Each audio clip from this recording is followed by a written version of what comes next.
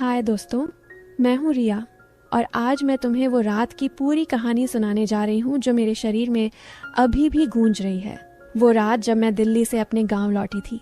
अजय के साथ वो मेरा पति जो सॉफ्टवेयर इंजीनियर है हमेशा लैपटॉप में डूबा रहता है, लेकिन उस दिन वो अपने पुराने दोस्त से मिलने निकल गया और रात 11 बजे भी नहीं लौटा। मैं कमरे में अकेली लेटी थी, साड़ी का पल्लू थोड़ा सरक गया था, हवा में गर्मी थी और मेरे शरीर में एक अजीब सी बेचैनी जैसे कोई अनजाना स्पर्श मांग रहा हो। तभी दरवाजे पर हल्की दस्तक हुई। मैंने सोचा शायद अजय है, लेकिन दरवाजा खुला तो सामने मेरे ससुर जी थे। वो मुस्कुराए, बोले, बेटी तुम्हारा चेहरा देखकर लगता है सफर ने थका दिया है, सिर दर्द तो नहीं हो रहा? मैंने हल्के से हामी भरी। वो कमरे में आए, बिस्तर के किनारे बैठ गए। उनकी आवाज इतनी नरम थी जैसे कोई पुरानी याद छू रही हो। चलो मैं मालिश कर दूं, पुराने जमाने में तो ऐसे ही होता था। कोई शर्म नहीं, मैंने कुछ नहीं कहा, बस पलट गई। उनकी उंगलियां मेरे कंधों पर रखी, धीरे धीरे दबाने लगी। हर दबाव में एक गर्म लहर दौड़ रही थी। दोस्तों, इतनी स्टोरी आपको अच्छी लगी है तो सबसे पहले वीडियो को लाइक करें और चैनल को सब्सक्राइब करें, और जो सब्सक्राइब करेगा उसे मैं रात को कॉल करूंगा, इसलिए जल्दी से चैनल को सब्सक्राइब कर ले। चलिए अब स्टोरी शुरू करते हैं। अरे तुम्हारा कंधा कितना सख्त है, जैसे सालों से किसी ने छुआ ही नहीं। वो हंसते हुए बोले। मैंने आंखें बंद कर ली। उनकी हथेलियां मेरी पीठ पर सरक रही थीं। साड़ी का ब्लाउज थोड़ा ऊपर चढ़ गया था। वो बोले, बेटी नीचे तक दर्द है क्या? अगर हो तो बोलो, मैं अच्छे से दबा दूंगा। मेरी सांसें तेज हो गईं। मैंने कहा, हाँ थोड़ा नीचे। उनकी उंगलियां मेरी कमर पर पहुंची, धीरे धीरे गोल गोल घुमाने लगीं। तुम्हारी कमर तो इतनी नरम है जैसे रेशम। उनकी सांस मेरे कान के पास थी। मैंने खुद को रोकने की कोशिश की, लेकिन शरीर बेकाबू हो रहा था। अब तो पेट भी दबाना पड़ता है। आजकल की लड़कियां इतना काम करती हैं, सब टेंशन पीठ में आ जाता है। उनकी हथेलियां मेरे पेट पर रखी, हल्के हल्के दबाते हुए नीचे की तरफ सरक रही थी। मेरी साड़ी का पल्लू पूरी तरह गिर चुका था। मैंने आंखें खोली तो देखा वो मुझे घूर रहे थे। तुम्हारी आंखें कितनी गहरी हैं, जैसे कोई रात छुपा हो। वो मुस्कुराए। मैंने कुछ नहीं कहा। उनकी उंगलियां अब मेरी जांघों पर थीं। यहाँ भी दर्द है ना, चलो मैं ठीक कर दूं। वो धीरे धीरे ऊपर की तरफ बढ़ रहे थे। मेरी सांसें रुक रही थीं। तभी बाहर से बाइक की आवाज आई। अजय की। वो चौंक गए, उठे, बोले, अरे अजय आ गया, मैं जाता हूँ। और चले गए। मैं वहीं लेटी रही। दिल धड़क रहा था। वो रात मेरे लिए खत्म नहीं हुई थी। अगले दिन सुबह जब मैं उठी तो ससुर जी ने मुझे चाय दी। बोले, कल रात अच्छी नींद आई? मैंने शर्माते हुए कहा, हाँ बहुत अच्छी। वो मुस्कुराए। अगर कभी फिर दर्द हो तो बुला लेना। मैंने कुछ नहीं कहा, बस दिल में एक सवाल था। क्या वो जानते थे कि मेरी बेचैनी सिर्फ दर्द की नहीं थी? क्या वो भी महसूस कर रहे थे? वो दिन बीतते गए, लेकिन हर शाम जब अजय ऑफिस से लौटता, मैं सोचती, क्या आज रात फिर वो आएंगे? क्या फिर वो मेरे कंधों पर हाथ रखेंगे? क्या फिर वो मेरी कमर को ऐसे दबाएंगे जैसे कोई गुप्त वादा हो रहा हो? मैंने खुद से कहा, रिया ये गलत है, ये तुम्हारा ससुर है। लेकिन फिर भी जब वो घर में होते, उनकी नजरें मुझ पर टिक जाती तो मेरी सांसें थम जाती। एक शाम मैं किचन में थी। साड़ी का पल्लू मेरे कंधे से सरक रहा था। वो पीछे से आए, बोले, बेटी आज फिर थक गई लगती हो। मैंने मुड़कर देखा। उनकी आंखों में वो ही गर्माहट थी। मैंने कहा, हाँ थोड़ी सी। वो बोले, चलो मैं मदद कर दूं, और मेरे पीछे खड़े हो गए। उनकी हथेलियां मेरे कंधों पर फिर से थीं। इस बार वो और धीरे दबा रहे थे, जैसे हर दबाव में कोई कहानी लिख रहे हों। तुम्हारी त्वचा कितनी मुलायम है, जैसे कोई फूल हो। मैंने कुछ नहीं कहा, बस अपनी सांसें संभाल रही थी। उनकी उंगलियां मेरी गर्दन पर सरकीं, फिर धीरे से मेरे बालों में उलझीं। तुम्हारे बाल भी कितने सुंदर हैं, जैसे रेशम की लहरें। मैंने आंखें बंद कर लीं। उनकी सांसें मेरी गर्दन पर पड़ रही थीं, गर्म और भारी। वो बोले, बेटी अगर तुम्हें अच्छा लगे तो मैं रोज कर सकता हूँ। मैंने कहा, नहीं नहीं ये ठीक नहीं है, लेकिन मेरी आवाज कांप रही थी। वो हंस पड़े। अरे शर्माती हो क्या, मैं तो बस मदद कर रहा हूँ। उनकी हथेलियां अब मेरी बाहों पर थीं, धीरे धीरे ऊपर नीचे सरक रही थीं जैसे कोई नदी बह रही हो।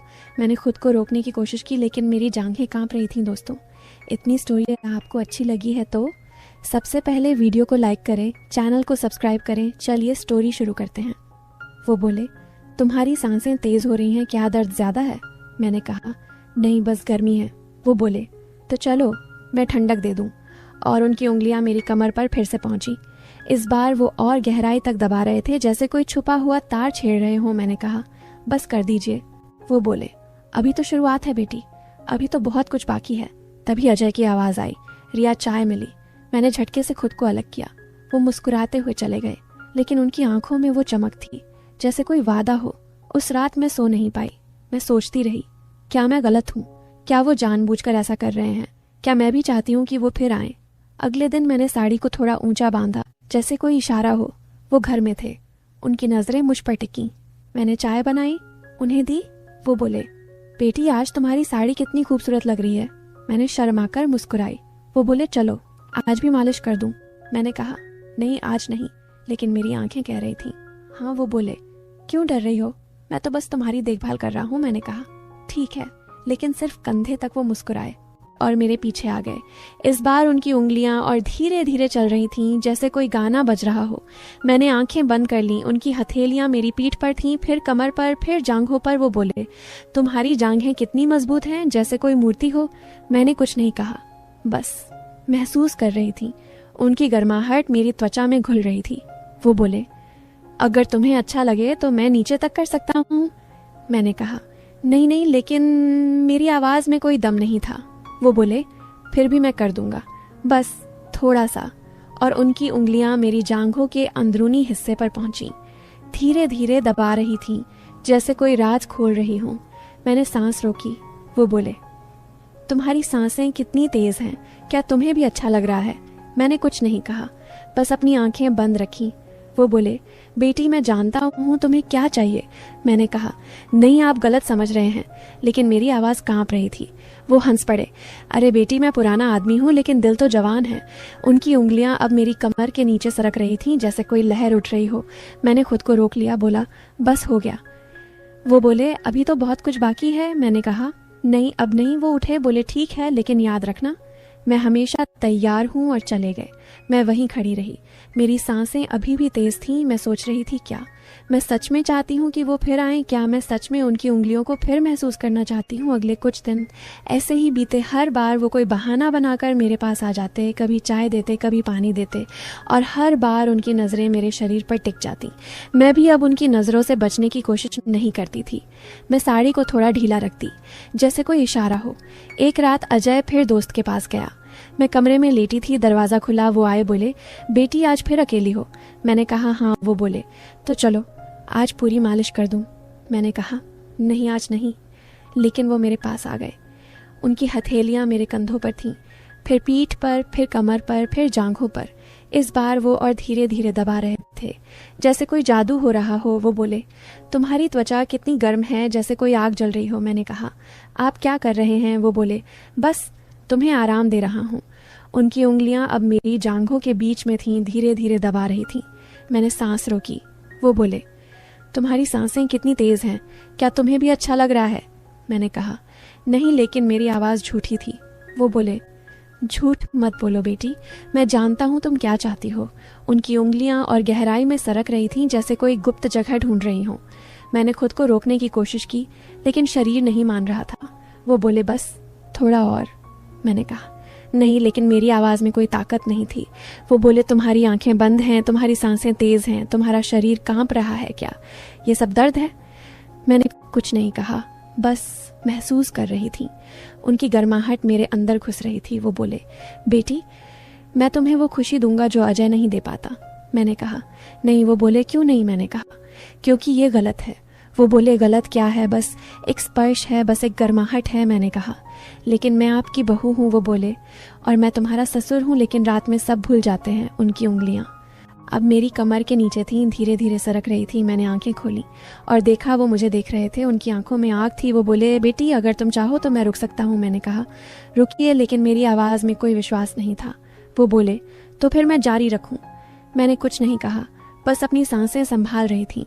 उनकी उंगलियां अब मेरी त्वचा पर नाच रही थीं, जैसे कोई गाना बज रहा हो। मैंने खुद को छोड़ दिया, उनकी गर्माहट में डूब गई। वो बोले, बेटी तुम कितनी सुंदर हो, तुम्हारा शरीर कितना नरम है, जैसे कोई फूल हो। मैंने कहा, बस कर दीजिए, लेकिन मेरी आवाज़ में कोई दम नहीं था। वो बोले, अभी तो बहुत कुछ बाकी है। उनकी उंगलियां अब मेरे सबसे नाजुक हिस्से पर थीं, धीरे धीरे दबा रही थीं। मैंने सांस रोकी। वो बोले, तुम्हारी सांसें कितनी तेज़ हैं, क्या तुम्हें भी अच्छा लग रहा है? मैंने कहा, हाँ। वो बोले, तो फिर मैं जारी रखूं? मैंने कुछ नहीं कहा, बस अपनी आंखें बंद कर लीं। उनकी उंगलियां अब मेरे अंदर की गहराई तक पहुंच रही थीं। जैसे कोई राज खोल रही हूँ। मैंने खुद को छोड़ दिया, उनकी गर्माहट में डूब गई। वो बोले, बेटी अब तुम मेरी हो। मैंने कहा, नहीं, लेकिन मेरी आवाज़ में कोई ताकत नहीं थी। वो बोले, हाँ तुम मेरी हो। मैंने कुछ नहीं कहा, बस महसूस कर रही थी। उनकी उंगलियां मेरे अंदर की हर जगह को छू रही थीं, जैसे कोई जादू हो रहा हो। वो बोले, बेटी अब तुम्हें वो खुशी मिलेगी जो तुम्हें सालों से नहीं मिली। मैंने कहा, बस कर दीजिए, लेकिन मेरी आवाज़ में कोई दम नहीं था। वो बोले, अभी तो शुरुआत है। उनकी उंगलियां अब और तेज़ हो गईं, जैसे कोई तूफान आ रहा हो। मैंने सांस रोकी। वो बोले, बेटी तुम्हारा शरीर कितना गर्म है, जैसे कोई आग जल रही हो। मैंने कहा, बस हो गया। वो बोले, अभी नहीं, अभी तो बहुत कुछ बाकी है। उनकी उंगलियां अब मेरे सबसे संवेदनशील हिस्से पर थीं, धीरे धीरे दबा रही थी। मैंने खुद को छोड़ दिया, उनकी गर्माहट में डूब गई। वो बोले, बेटी अब तुम मेरी हो। मैंने कुछ नहीं कहा, बस अपनी सांसें संभाल रही थी। उनकी उंगलियां अब मेरे अंदर की हर जगह को छू रही थीं, जैसे कोई गाना बज रहा हो। मैंने खुद को छोड़ दिया, उनकी गर्माहट में डूब गई। वो बोले, बेटी अब तुम्हें वो खुशी मिलेगी जो तुम्हें सालों से नहीं मिली। मैंने कहा, हाँ। वो बोले, तो फिर मैं जारी रखूं। मैंने कुछ नहीं कहा, बस अपनी आंखें बंद कर लीं। उनकी उंगलियां अब मेरे अंदर की गहराई तक पहुंच रही थीं, जैसे कोई राज खोल रही हो। मैंने खुद को छोड़ दिया, उनकी गर्माहट में डूब गई। वो बोले, बेटी अब तुम मेरी हो। मैंने कुछ नहीं कहा, बस महसूस कर रही थी। उनकी उंगलियां मेरे अंदर की हर जगह को छू रही थीं, जैसे कोई जादू हो रहा हो। वो बोले, बेटी अब तुम्हें वो खुशी मिलेगी जो तुम्हें सालों से नहीं मिली। मैंने कहा, हाँ। वो बोले, तो फिर मैं जारी रखूं। मैंने कुछ नहीं कहा, बस अपनी आंखें बंद कर लीं। उनकी उंगलियां अब मेरे अंदर की गहराई तक पहुंच रही थीं, जैसे कोई राज खोल रही हूं। मैंने खुद को छोड़ दिया, उनकी गर्माहट में डूब गई। वो बोले, बेटी अब तुम मेरी हो। मैंने कुछ नहीं कहा, बस महसूस कर रही थी। उनकी उंगलियां मेरे अंदर की हर जगह को छू रही थीं, जैसे कोई जादू हो रहा हो। वो बोले, बेटी अब तुम्हें वो खुशी मिलेगी जो तुम्हें सालों से नहीं मिली। मैंने कहा, हाँ। वो बोले, तो फिर मैं जारी रखूं। मैंने कुछ नहीं कहा, बस अपनी आंखें बंद कर लीं। उनकी उंगलियां अब मेरे अंदर की गहराई तक पहुंच रही थीं, जैसे कोई राज खोल रही हूं। मैंने खुद को छोड़ दिया, उनकी गर्माहट में डूब गई। वो बोले, बेटी अब तुम मेरी हो। मैंने कुछ नहीं कहा, बस महसूस कर रही थी। उनकी उंगलियां मेरे अंदर की हर जगह को छू रही थीं, जैसे कोई जादू हो रहा हो। वो बोले, बेटी अब तुम्हें वो खुशी मिलेगी जो तुम्हें सालों से नहीं मिली। मैंने कहा, हाँ। वो बोले, तो फिर मैं जारी रखूं। मैंने कुछ नहीं कहा, बस अपनी आंखें बंद कर लीं। उनकी उंगलियां अब मेरे अंदर की गहराई तक पहुंच रही थीं, जैसे कोई राज खोल रही हूं। मैंने खुद को छोड़ दिया, उनकी गर्माहट में डूब गई। वो बोले, बेटी अब तुम मेरी हो। मैंने कुछ नहीं कहा, बस महसूस कर रही थी। उनकी उंगलियां मेरे अंदर की हर जगह को छू रही थीं, जैसे कोई जादू हो रहा हो। वो बोले, बेटी अब तुम्हें वो खुशी मिलेगी जो तुम्हें सालों से नहीं मिली। मैंने कहा, हाँ। वो बोले, तो फिर मैं जारी रखूं। मैंने कुछ दोस्तों, इसके अगले पार्ट आप देखना चाहते हैं तो कमेंट में पार्ट 2 लिख दें और वीडियो को लाइक करके चैनल पर सब्सक्राइब कर दें। इससे नेक्स्ट पार्ट जल्दी आएगा।